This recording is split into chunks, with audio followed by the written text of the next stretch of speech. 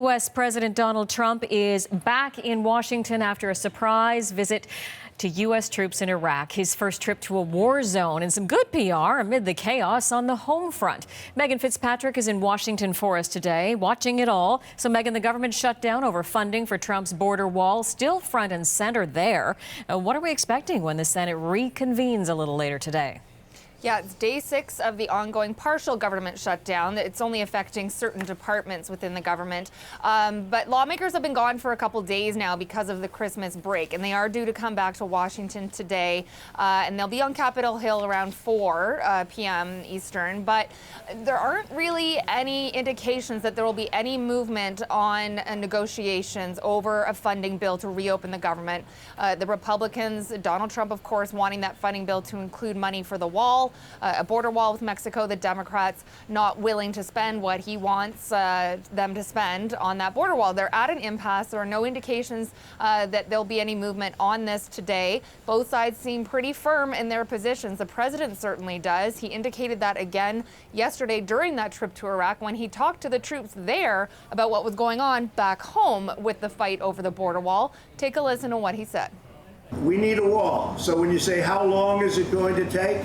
When are they going to say that we need border security? When are the Democrats going to say? Don't forget, the Democrats all agreed that you need a wall until I wanted it. Once I wanted it, they didn't agree. Now, there are no votes scheduled today. Lawmakers have been told that they'll get at least 24-hour notice, Jennifer, so they can get back to Washington if they're not here for any votes. They have not been given that notice, so a lot of people expecting this shutdown to go on at least several more days. So that means some 800,000 federal employees off the job today if they're not deemed an essential employee. If they are, then they're at work, but none of those employees are getting paid for their work.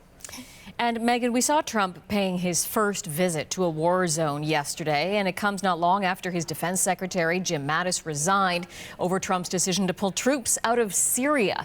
So what did Trump have to say about that controversial decision yesterday?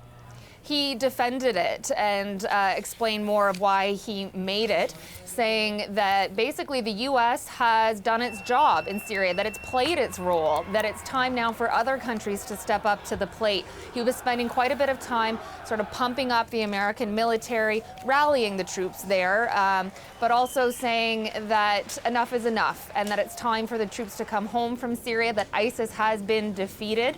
He talked about keeping troops in Iraq, though, Jennifer. They will not be coming home. And he mentioned having some of them potentially stationed near the border with Syria, potentially launching strikes against ISIS in Syria if necessary, if they see something happening that they don't like, he said, with ISIS. Let's take a listen to a bit more of what the president was saying. America shouldn't be doing the fighting for every nation on earth, not being reimbursed in many cases at all. If they want us to do the fighting, they also have to pay a price. And sometimes that's also a monetary price. So we're not the suckers of the world. We're no longer the suckers, folks. Jennifer, you did mention that that decision led to the resignation of his defense secretary, and Trump was asked by reporters, how's the search going for Mattis's replacement?